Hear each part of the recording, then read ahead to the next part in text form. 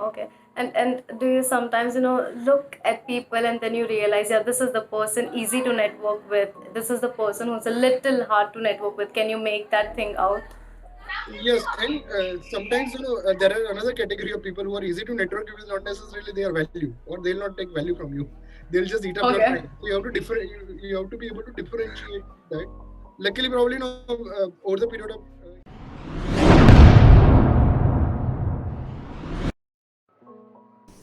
Jatin Chaudhary is the founder of eChai, one of the largest early stage startups community in India with an active presence in 15 plus cities in India and many other countries.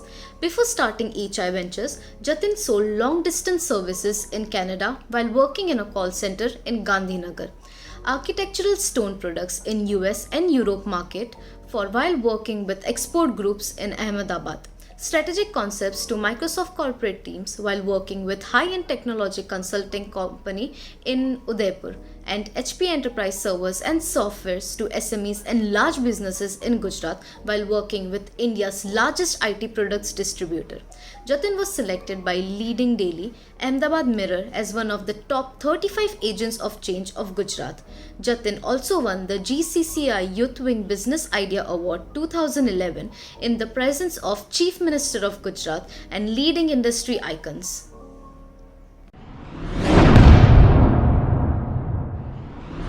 Hello everyone, this is Nafisa from Simply Body Talk and I welcome you all to our series of Non-Verbal Champion, where we invite several guests from their walks of life to share with us how body languages help them in their professional career. And today on our show, we have an amazing guest, Mr. Jatin Chaudhary. Hello Mr. Jatin, it's a pleasure to have you on our show here. First of all, congratulations on eChai, an amazing platform. Now, eChai hosts a lot of networking events. So, would you say that one can network better if he or she understands a bit more about people who are attending the event? absolutely, I'm a big believer of doing a lot of groundwork, understanding the intent of the other Mm-hmm. people, so that you can take the Mm-hmm. discussion in a way you would want. So, for example, typically, I'm a very introvert person, but Mm-hmm.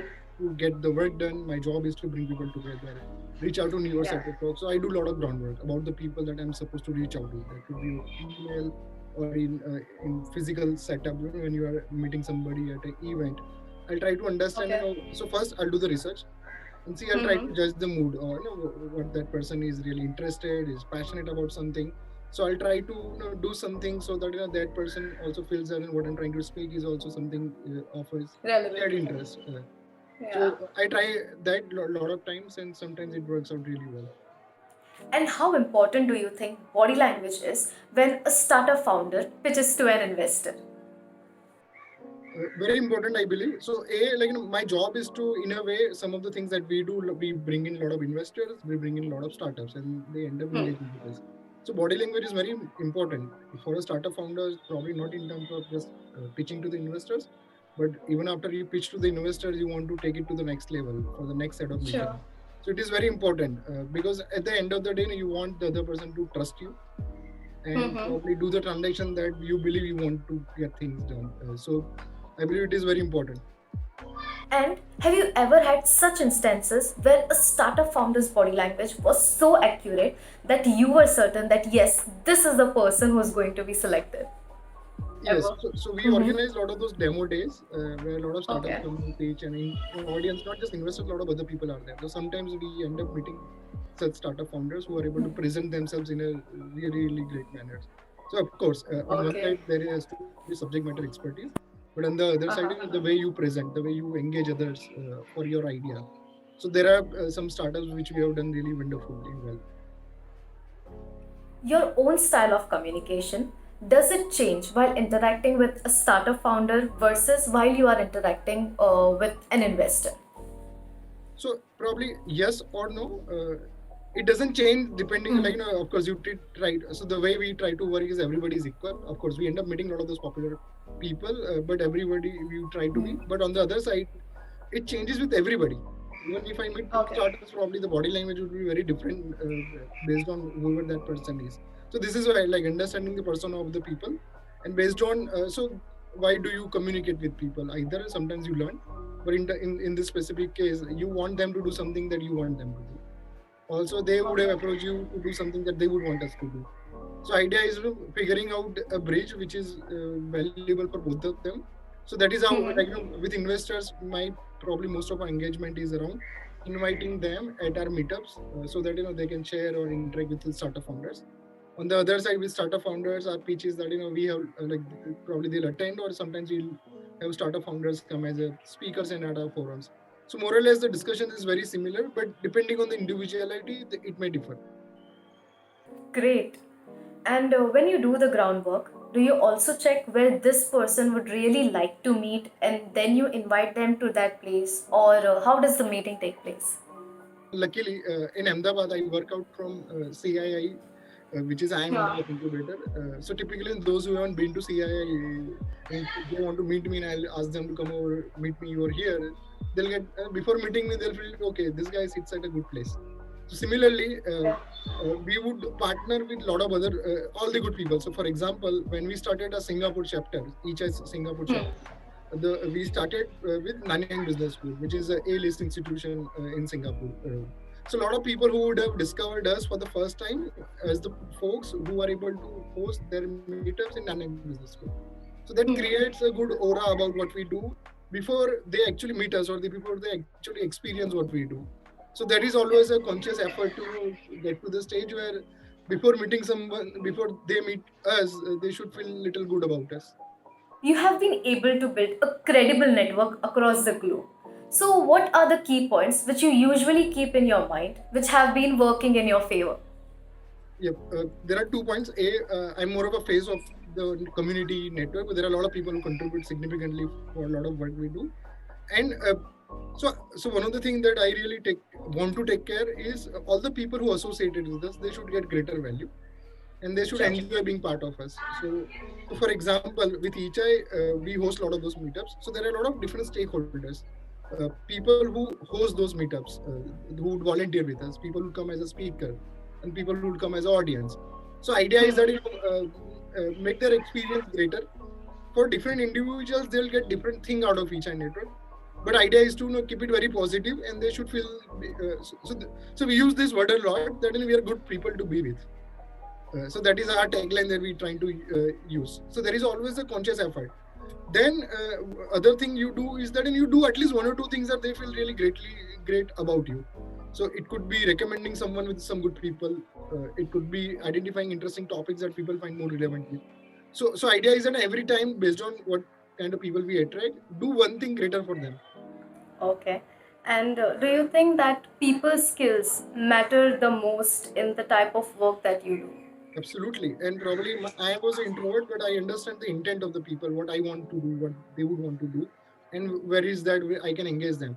So that has become very handy for us. So probably a lot of skills we didn't have, we were able to overcome with those research and understanding of the human motivation. That has come very handy for us. Okay. And do you sometimes, look at people and then you realize, yeah, this is the person easy to network with. This is the person who's a little hard to network with. Can you make that thing out?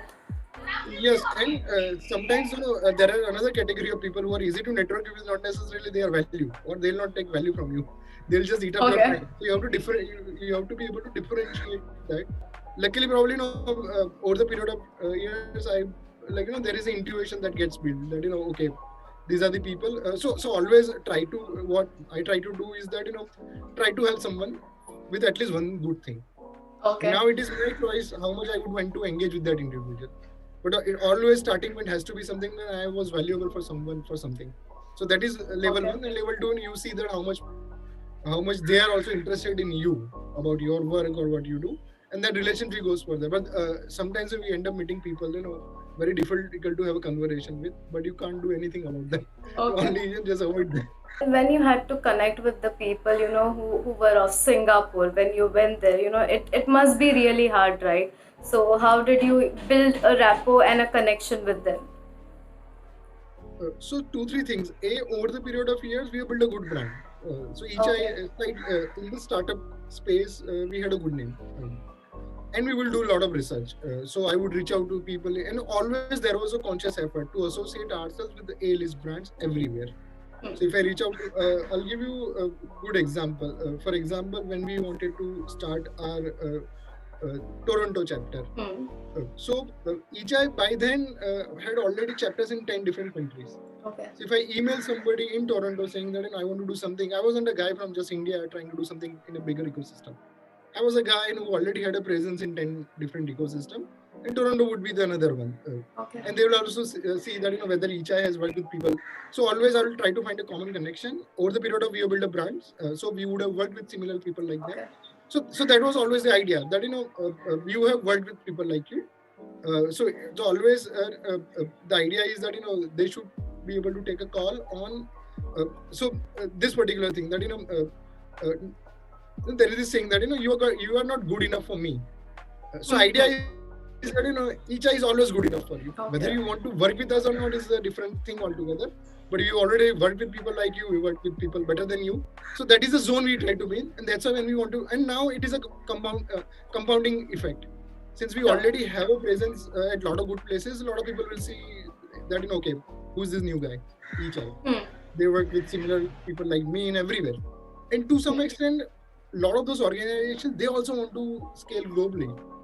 So, for example, a lot of people who are big in Canada or big in Singapore, not necessarily they would have shared presence in Australia, but someday they will also aspire to go there. And what kind of locations did you mostly choose when you had to conduct a networking event, and what did you keep in your mind while choosing those locations? So there is a lot of talk about approaching or building a business in a larger market. So idea was that to begin with, when we wanted to expand internationally, we focused on cities which are anyways popular, already have a very mature startup ecosystem, and the cities where people from other cities travel to. So this is where we were able to do a really good job. For example, when we started our New York chapter, we started hosting a lot of those meetups. So half of the people who would attend our meetups in New York would be the people who were traveling to New York for some business purpose, happened to be in New York on that particular day, and in the evening they are looking for networking opportunities. So interestingly, what used to happen, it is two things. We became valuable for our local partners because we are not piggybacking on their audience. We are bringing a new audience to them. Sure. At the same time, those who are traveling from other countries to New York, they are slightly more mature people in their ecosystem, and they are traveling to New York for expanding their business. So they'll go back and say that I experienced Echai in New York, so I want to bring Echai in Poland also. I want to bring Echai in Estonia also. So starting with in all the major ecosystems, so that we build a good brand, good network, and the ripple effect we are experiencing now. Because a lot of people would have attended our meetups in Singapore, and they will go to Indonesia and say that I want to bring Echai in Indonesia also. So that's how also it is growing. But to begin with, the idea was to have presence in top 25 global cities in the world. And any interesting incident when you have traveled to altogether a different culture, be it in India itself or abroad, where body language has helped you to connect better with that person, interact with that person better?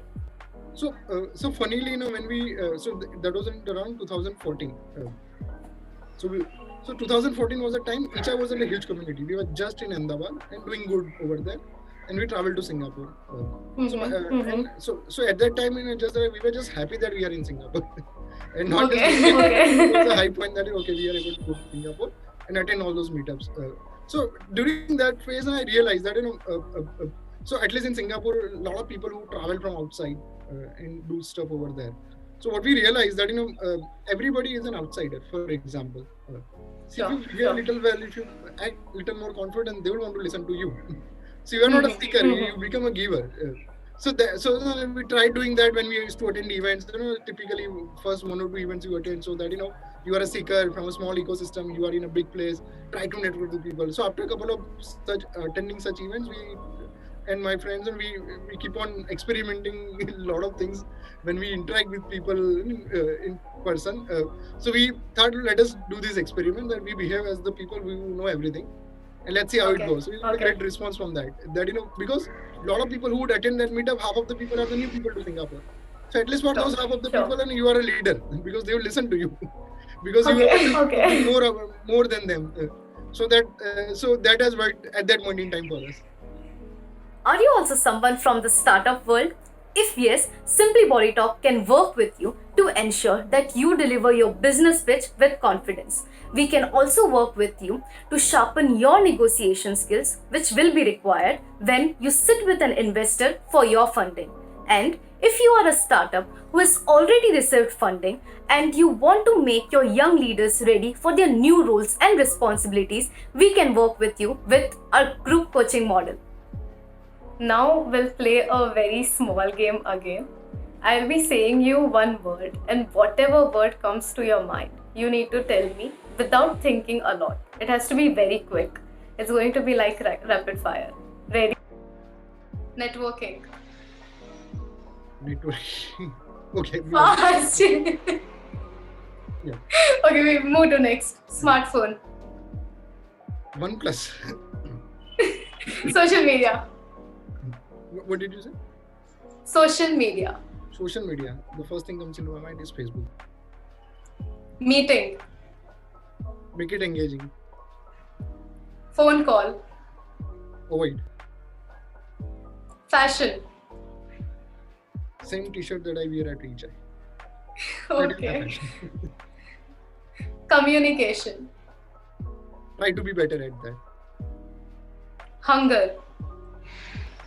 You need that because that will make you successful. Lazy. I am. Work. Is fun. Jatin. He's a nice guy. Oh. Okay, this is apart from the interview, just for my curiosity. You started this foundation HI, right? Is it because you are a child lover, or how was it? So 2-3 things. I was a very fond of Boston Tea Party. Like when you were kids, you used to study about that. So I used to feel very fascinated. And some people in Boston had a tea party, or there was a movement, and we are reading about it in Ahmedabad. So, and I was always the guy who would bring. Typically, we have different circles of friends. So I would always be that connector, and I will bring everybody together. So we used to do a lot of those tea parties, and we used to call it Boston tea parties. So that was Okay. that used to happen through my childhood. Then in 2009, when we wanted to start EHI, and then the idea of bringing entrepreneurs together. So that's why we combined both the things. That my reference to Boston Tea Party, bringing people over and things about entrepreneurship. So that's why it became Entrepreneurs Chai, and I am a chai lover. Some words which you would want to like to share with our audience as inspiration. So earlier I used to give a lot of Nyan. I'll mention those points, but now I've realized after pandemic and everything, make good friends in life. That is the most important thing. That you want to become a good professional, you want to become a good startup founder, make good friends in life. That comes very, very handy. So that is if you were to take one thing out of me, I would say make good friends in life and nurture those relationships with your friends. So that is one. Second, and so I keep on telling everybody, and this is something I follow myself also, be very helpful. Typically, we wait for others to ask us for help, and then at least we help them. But then why don't we become a little proactive in whatever help we could provide to the people in terms of business guidance, helping them find customers, or whatever, and be very grateful. So a lot of our journey, it's a lot of places, a lot of people would have helped us. Of course, there is an effort that we put in, but so be very grateful about that and be very resourceful. Do a lot of groundwork. There are so many information available. There are so many people who are willing to help you. If you become a little hands-on and resourceful, that would go a really, really long way in taking yourself to the next level. Okay, great. So thank you so much, Mr. Jatin. It was amazing interviewing you. Such amazing insights which we have received from you. You're truly a non-verbal champion. And guys, whoever are watching this, I hope you have got amazing insights about networking. And yes, if you network, we would love to know what are your qualities of networking. You can share it in the comments below and let us know what are the different hacks which you use for networking. Thank you so much for watching the video, and thank you once again, Mr. Jatin.